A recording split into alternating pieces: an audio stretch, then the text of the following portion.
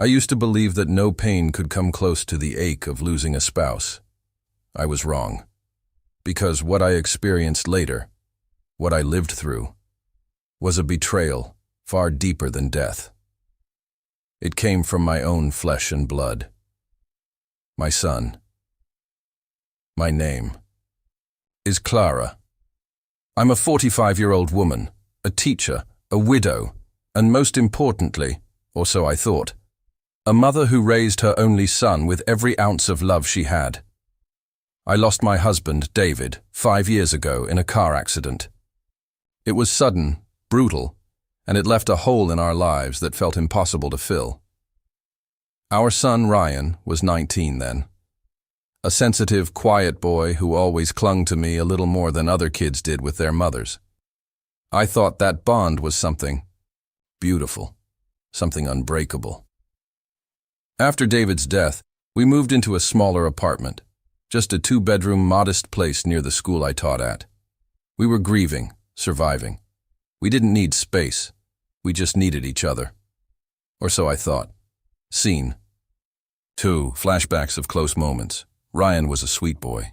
He'd bring me tea when I was grading papers late at night. He'd make sure I ate.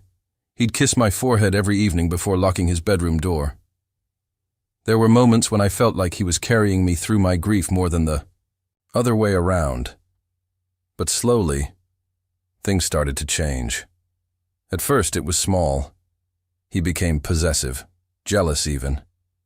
If I went out with friends, he'd sulk. If I laughed too loudly on the phone, he'd ask who I was talking to. One evening, when an old colleague named Mark dropped me home after a school seminar, Ryan didn't speak to me for 2 days. I brushed it off, told myself he was still mourning, that maybe he was just scared I'd forget David, or worse, forget him. But the line between protectiveness and control was thinning, and I didn't see it. Not until it was far, far too late. Scene 3, a new beginning, or so she thought. When I met Paul, it felt like spring after a long winter. He was a visiting professor at our school, charming, kind, patient. He never pushed me, just walked beside me until I was ready to trust again. I was hesitant at first, but after 2 years of isolation and guilt, I finally said yes to dinner. Just dinner. But Ryan, he didn't take it well. "You're replacing Dad?" he'd asked, standing in the kitchen with fists clenched. "No, honey," I whispered.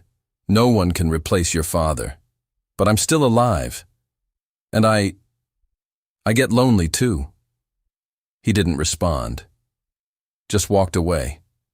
That night, Paul kissed my cheek on the porch and left. But Ryan saw from the window. And that's when everything began to unravel. Scene 4. Emotional distance grows. He stopped talking to me. No good mornings, no good nights, just silence and slamming doors. And then, one day, I came home early from work and heard voices in our living room. Paul's voice and Ryan's. They were arguing. I stood by the door, frozen. "She doesn't love you," Ryan said coldly. "She's just lonely." "And that gives you the right to threaten me?" Paul shot back. "I won't let you touch her. Ever again." I burst through the door, shaking. "What's going on?" Paul looked at me, his face pale. "I think you need to talk to your son, Clara."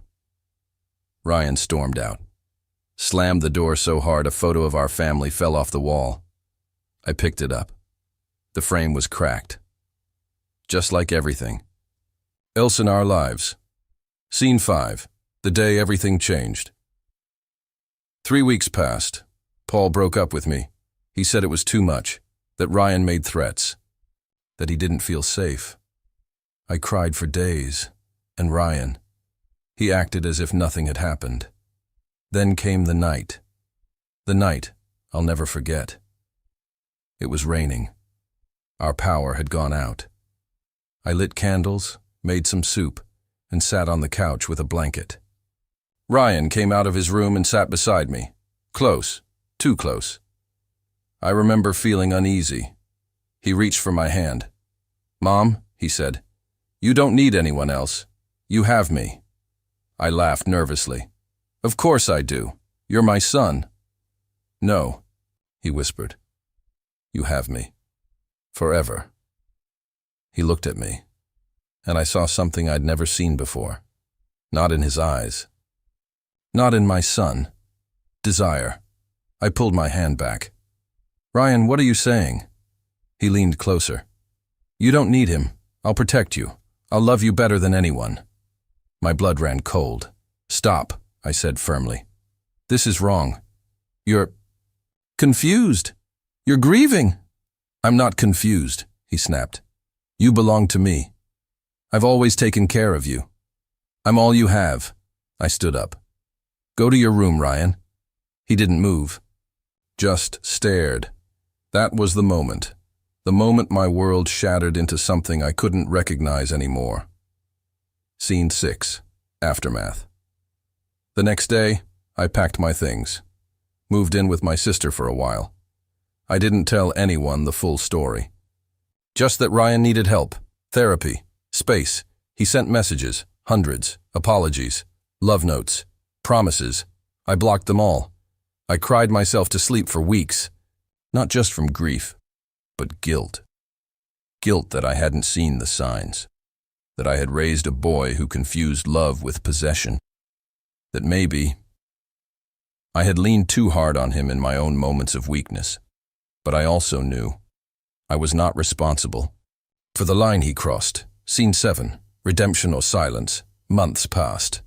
I started therapy. I returned to work. Found joy in small things. Coffee, books, bird songs at dawn.